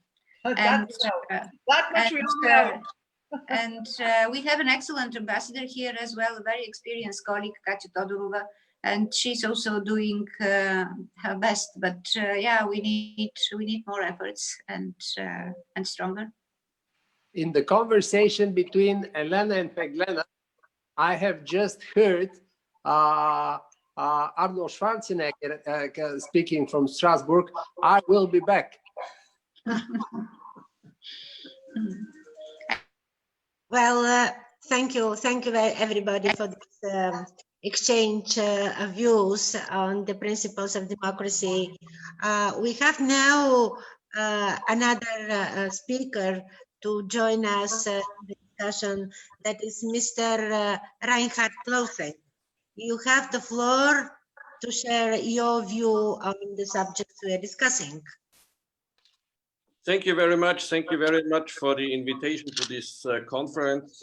Thanks a lot, Gergana, for the initiative. I would like to come back to a picture Solomon Parsi gave us when he said after the accession of Bulgaria to the European Union, the people expected that the autopilot would now take over and the governments are just serving the drinks. The point is, some governments behave as if they would just have to serve the drinks. So they are sharing the good things, and the bad things are done by the European side. This is also what we see now in the situation with this corona crisis, with this pandemic, when many people tend to blame the European Union that it was not active. And when we look back, we come to this meeting beginning of February, where the European Commission said, listen, friends, we have to do something. And the government said, no, everything is okay. We have everything under control. And then it turned out that they had nothing under control. And they closed the borders and said, okay, it's fine. We can live with closed borders, etc., etc. And when the borders were closed, we found out, well, it's not so nice when the borders are closed, because we need people who do this job or that job. We need people who help us for the harvest time, etc., etc. This shows how Europe is connected. And I think this is also an important message for us for the way to come out of this crisis, that we need a united Europe that is much stronger, not by meaning Europe has to intervene in any field of politics and daily business, but stronger as a political unity. Look back what happened in Italy when Russia came with its funny trucks from Russia with love, and well, the help indeed was nothing. Look what happens in the Western Balkans when China is coming, giving money and trying to take over decisions in this region of Europe. This is Europe, and this is the point where Europe has to be much more strong to be ready to solve our own, how to say, our own life. Europe is, as Megena Kuneva said, it's not only a project, it's our life. And I don't want that the autopilot is taking over my life. Thanks a lot. Thank you. And I also have on my list Ambassador Michael Forbes, Ambassador of Ireland to Bulgaria. Michael, you are invited to this virtual floor to listen to your views. Thank you, Bezerka. Hello to so many old friends around the table, and one particular old boss, Dick Roach. I think I know almost all of you today, so it's very nice, Gergana, that you've arranged this meeting, because we haven't seen friends so often. And it's also the first time I've worn a tie since St. Patrick's Day, I think. And it's, you have a prop, Solomon, I have a prop. This is the Bulgarian presidency tie.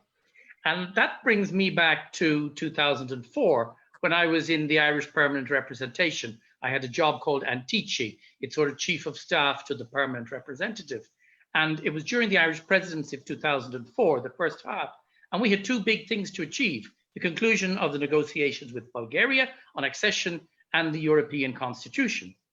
We succeeded in both of those. We concluded the negotiations. However, I have to say I'm much prouder of our success on Bulgarian accession than the European Constitution, which was lost in the shadows of time.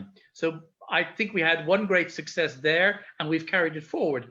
And having been ambassador to Bulgaria for the past almost 4 years, I can see the wisdom for all of us of the decisions we took then to conclude the negotiations with Bulgaria.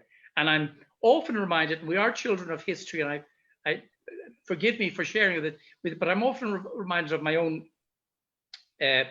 adult who are growing up in Ireland, because we joined in 1973, and I grew up mainly in the 70s, and I was an adult in the 80s. And living through life here in Bulgaria in the past 4 years reminds me very much of living in Ireland in the 70s and 80s. And I'm not being paternalistic on that. It's this adaptation to the European way of doing things, and this eagerness to reform and improve. And nobody here in Bulgaria is satisfied with how far you have gone. I can assure you that after 12 years in the European Union and Ireland, we were not satisfied either as to how far we've gone. And it's something I would say as an ambassador who's been here for 4 years, please, in Bulgaria, stop always criticizing yourselves. You're doing extremely well. We were self-critical too. And self-criticism is useful to a point, only to a point. But if it turns into self-doubt, then it's destructive. And I think I would move the same idea about the European Union. We're always seeing the hole in the stocking, or the glass half empty. And I know people are critical about the way Europe has reacted in reaction to the COVID-19, but nobody reacted well. I mean, this thing hit us totally unexpectedly. We assumed it was something that would stay in China, as SARS had done. It didn't. Italy was overwhelmed within a couple of weeks. So I think we shouldn't over-criticize the way we reacted in an existential sort of way. We shouldn't criticize our motives. We all just did what we had to do suddenly, and maybe a lot of those things were wrong.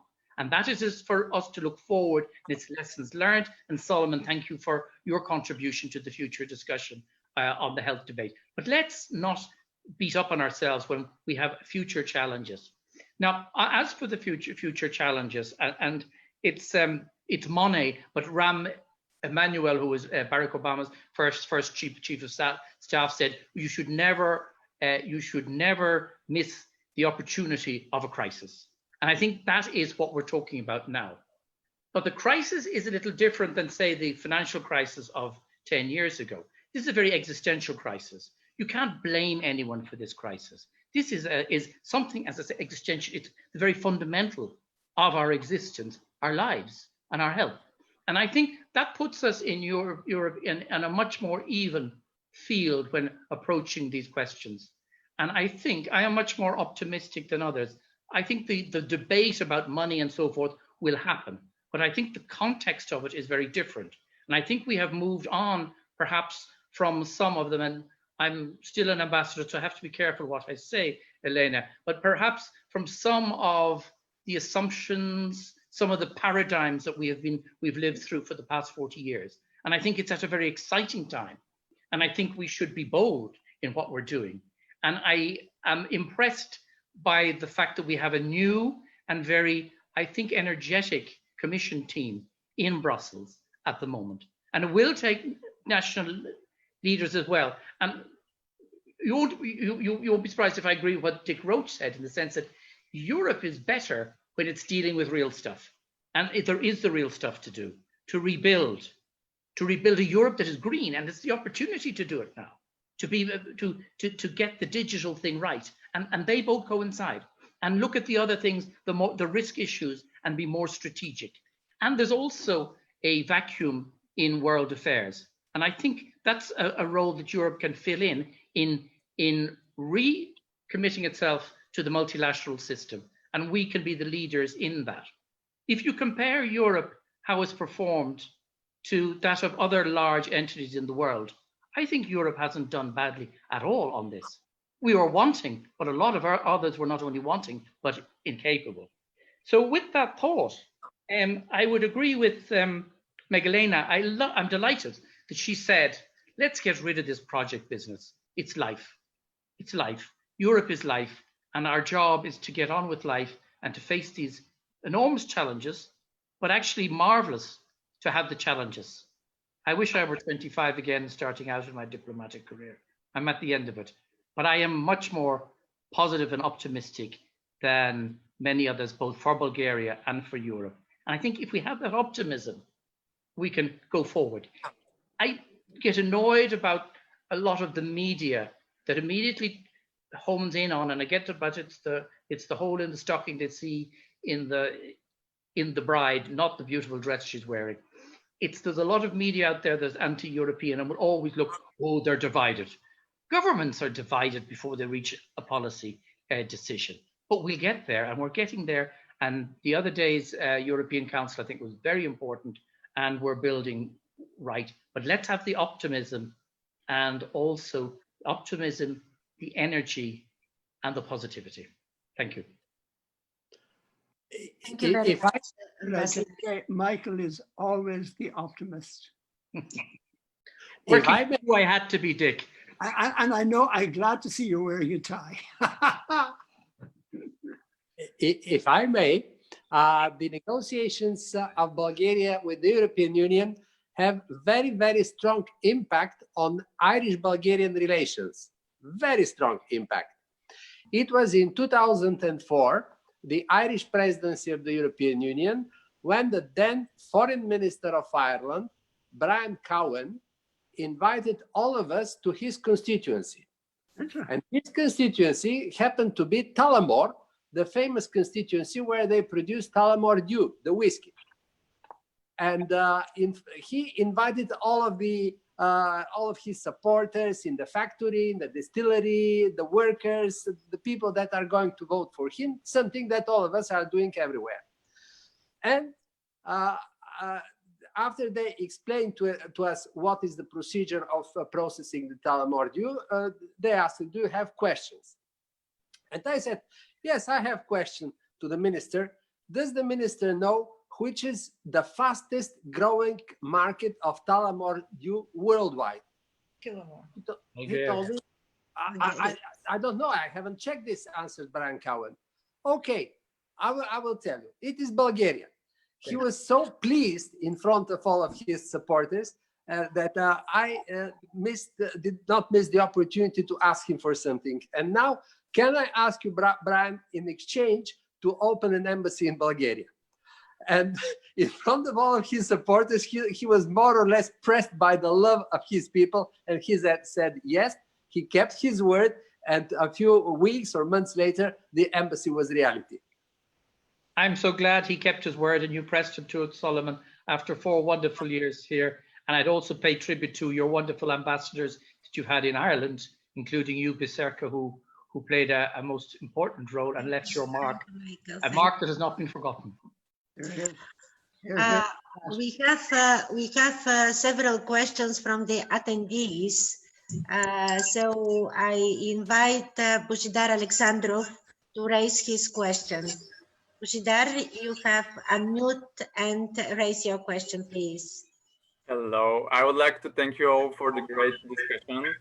Last year, I was the Bulgarian youth delegate to the Council of Europe, and currently I'm chair of the youth section of the United Nations Association of Bulgaria.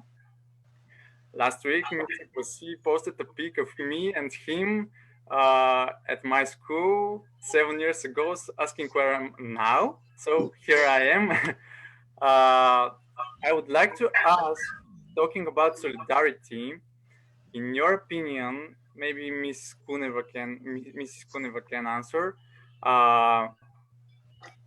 whether and in what way human rights in Bulgaria and Europe are being violated at the moment, and how this would affect the people and their future after the crisis. Thank you very much. Next question from Alexandra Vakovska. Alexandra, unmute yourself, please, and raise your question. Hello. First of all, I want to thank everyone for the opinion they shared and the vision they shared. I am in my 4th year of obtaining my bachelor degree in European Studies. I'm also the president of the European Studies Club, a NATO youth ambassador, and a young EU ambassador. So my questions are really strongly related. My first question is solely about Bulgaria. Is there a debate on a possible mechanism to overcome the economic crisis in countries with weaker economies, just like Bulgaria, especially now with Bulgaria trying to become a part of the Eurozone faster than before in the past month?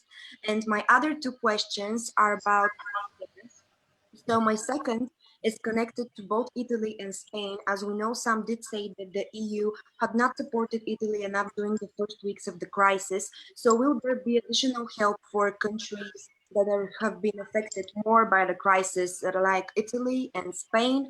And my last question is a continuation to my second one. Healthcare is not the competence of the EU, as we all know. So would there be a debate for this competence to become a shared one between the member states and EU? So the measures that we take could be discussed at an EU level. My questions are all the current online lecturers and your feedback. Thank you, Alexandra. We have also one more question from Carlos Uriarte Sanchez, Secretary General of PAN Europa Spain, who actually is not appearing. So I shall read his question. It's again about the European solidarity, how we can develop that feeling of solidarity when what seems to be prevailing are national selfishness. Why do we not realize that in the face of challenges like this, there can only be common and European-wide responses? We have also one more question from Miroslav Tenev on Facebook, who the question is, how do you see the EU development in the future as European Federation or as union of strong national countries? One more question from the Facebook from Theodor Kalpakchiev. Do you see potential for liquidation of democracy, for example, via cyber-secure mobile phone voting and high-tech transformation, for example, modular autonomous vehicles? And a lady, Maria Stefanova, is raising another issue. Is there a joint EU thought or salvation program for our common European book and documentary heritage? So these are the questions we received so far. I invite the panelists to take stock on the issues raised. So let's start first with the problems on solidarity. Is there solidarity or selfishness among us? Who would be willing to react from the panelists? I'm sorry, I'm raising a hand, but I don't know how to otherwise signal. Yes, just unmute. I did unmute, and I'm just raising a hand. I'm sorry, I decided to respond because I already did in the chat. When Carlos first asked his question, I answered him the best way I could, but I'm also using this opportunity to tell Michael that I actually support what he says, and that was evidenced in my answer to Carlos. What I think, and correct me if I'm wrong, is that for the first time in a long, long period, we somehow seem to be really in the same boat. After a long time of kind of distancing and weaker countries just struggling with trying to catch up with the strongest countries of old Europe, if you would excuse a rather kind of equivocal expression, now it seems that we have been brought closer by the challenges of the coronavirus pandemic, when it results that we all face the same insecurities, the same inadequacies, the same deficiencies. Even the United States of America, who boasted on such a strong, powerful, both economy and healthcare system, it shows that it is not at all much different from what we are facing in Europe. So my hope would be that this will rearrange the way of decision making as well. And this is what I wrote to Carlos, that by necessity and by inevitability, there will be a way of finding some kind of a compromise leading to upkeeping some kind of cohesion. It won't be 100%, of course, but it will be much better than it used to be, I want to believe.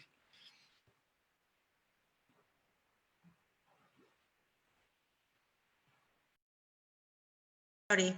Thank you, Elena. Does anybody else want to take stock on the solidarity issue? Minister De Crowch, please. I do. I want to mention just one specific issue that was mentioned there. It was the question of voting and the question of whether we should be thinking of an alternative system.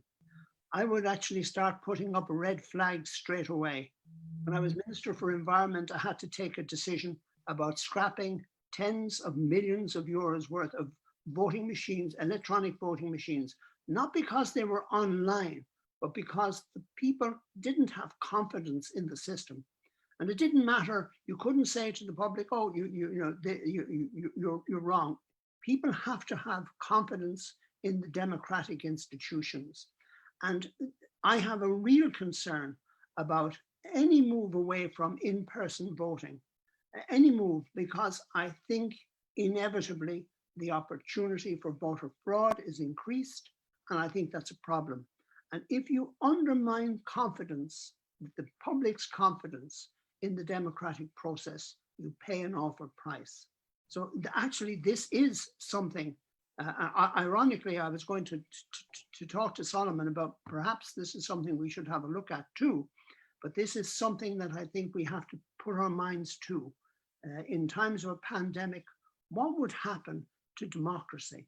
And it would be far too easy for people who do not want democracy to undermine democracy. So this is another topic that needs an awful lot of attention. Thank you, Mr. Roach. We have several comments on our chat screen. We have greetings from Matthias Blank, Deputy Chairman, Pan-Europa Union, Berlin-Brandenburg. We have congratulations from the Diplomatic Institute of Bulgaria for the initiative of Pan-Europa. We also have greetings from Professor Ingrid Chikova. Stay healthy and see you soon. And also Mario Milushev has written here, thank you Pan-Europa Bulgaria for this excellent initiative. It's a very good start of Bulgaria for the conference on the future of Europe, which will be launched next 9th of May. Indeed. Biserka, may I answer? Yes, please do. Please okay. do. First of all, I keep receiving today many greetings from the colleagues, even photos from, 15 years ago. Still we keep some photos and a lot of memories from that time. And a very nice colleague from that time sent me a small video of her son playing Ode of Joy. Well, the son wasn't born 15 years ago, so this is really very cute to see the next generation. But coming back to the questions about the violation of human rights, we have more than 200 conventions at the Council of Europe. I'm even not mentioning EU, but EU is exactly about that. This is a project where the individual is in the center of all of all the efforts, of all the political efforts. So you asked me about Bulgaria. If you see what are the files going to the court, because this is the only court where individual rights are protected. There are complaints from the court system, which is not a surprise for us, and also quite strong share on the conditions at prisons. We have also a convention, Council of Europe Convention, very strong one on that side. I cannot mention the based on Istanbul Convention and violence against women, because unfortunately the culture of launching a complaint is one of the things which we are missing. On defendants of human rights, it's again, I'd like to come back to what I said. It's part of the political criteria. If you do not believe in human rights, simply you cannot be a member of the European Union. But of course, the things might deteriorate. Let's see what's going on in Hungary. Next week, we are going to mark the day of freedom of expression and journalism. And this is also one of the shares where we have a lot of criticism, according not to the court practice, but according to the different opinion polls. And Bulgaria is not doing well in that respect. And without freedom of speech, without free journalism, democracy is under threat. And it's quite clear. Even when we talk about COVID and having elections, this is a challenge. In many countries, the elections being stopped, like in France, where I'm posted, just because the second round of elections being stopped because of the COVID. The local elections, one of the most important features of functioning democracy.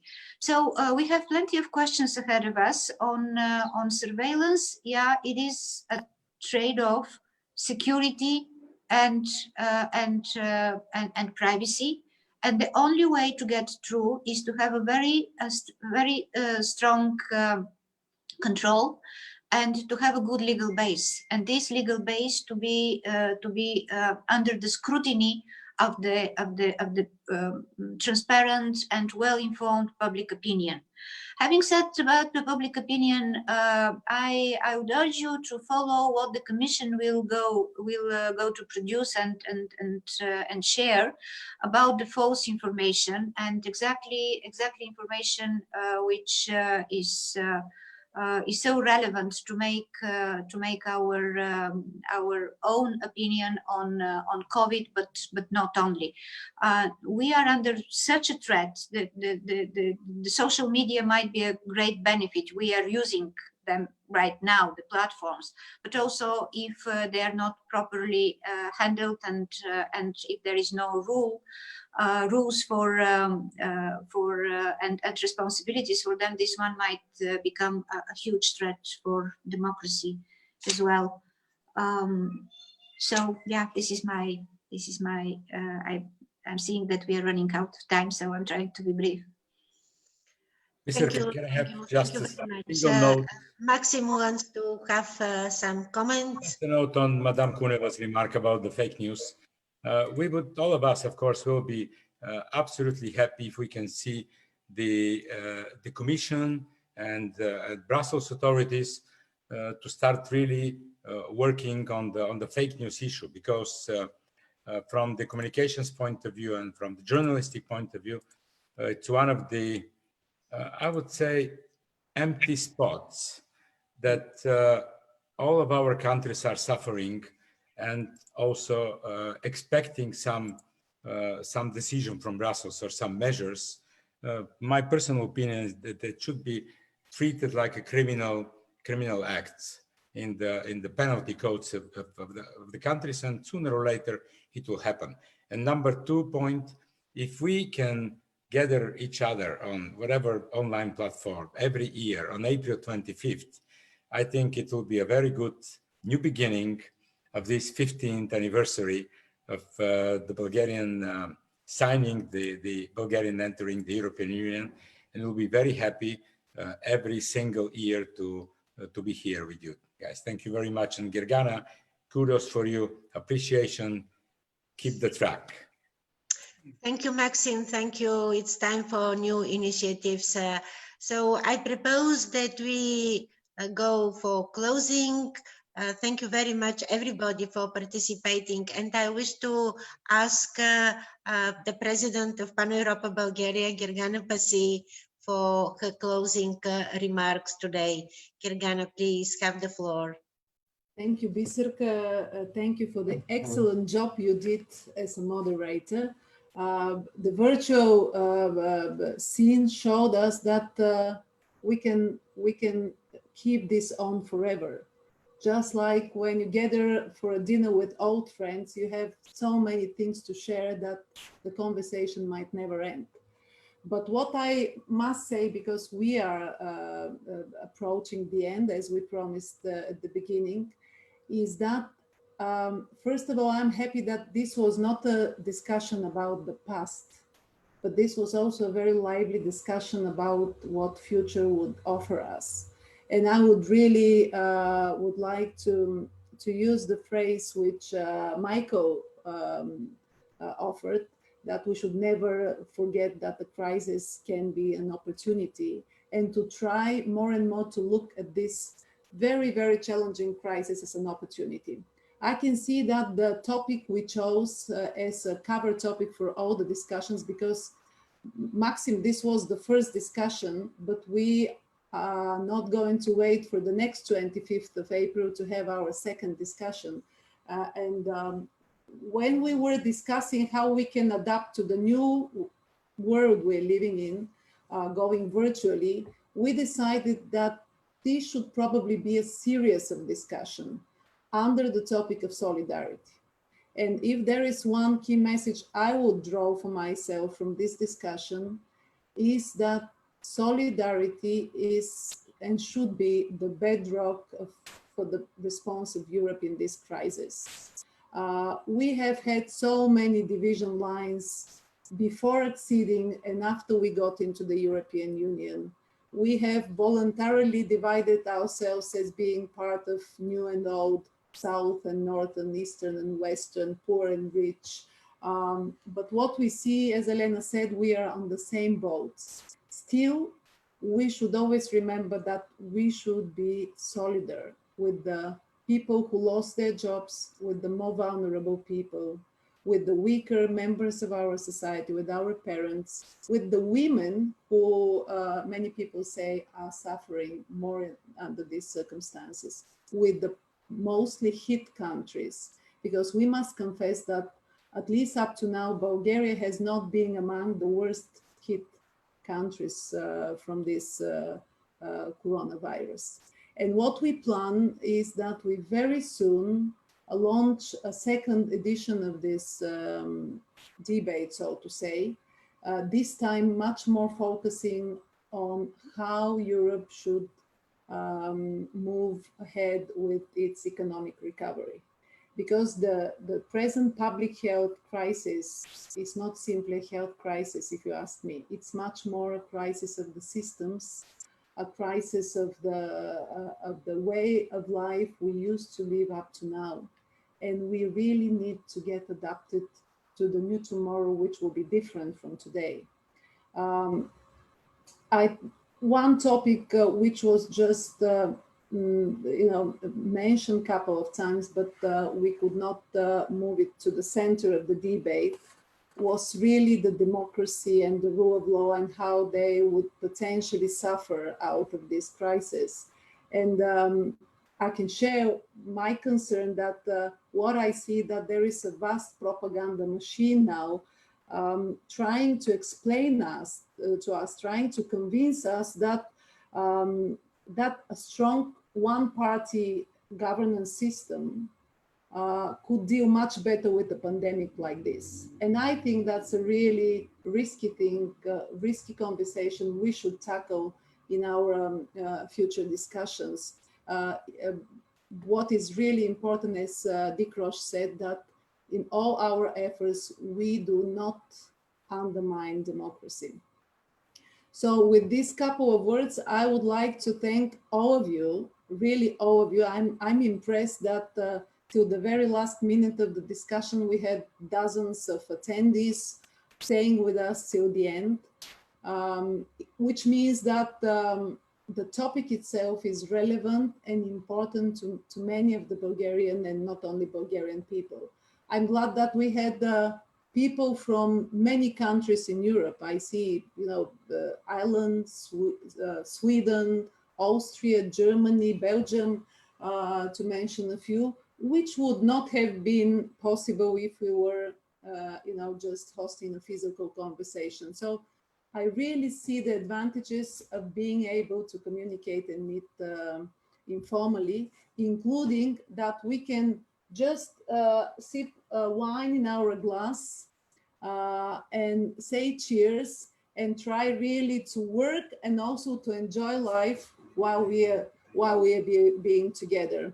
One other thing that we are planning as part of our series of discussions would be to try to explore more into details how the countries, not only Europe, how the countries who did best in this crisis, how did they manage this? Countries like Taiwan, like Singapore, like many others. We would like to explore this for the sake of drawing the right lessons from this crisis. So thank you very much. Thank you, Biserka. Thank you very much, our Pan-European team, who is hiding behind this Pan-European flag, but did an excellent job. And we should probably say thank you to the internet connection, who was pretty much on our side, and we managed to be together on this Saturday evening. All the best to you.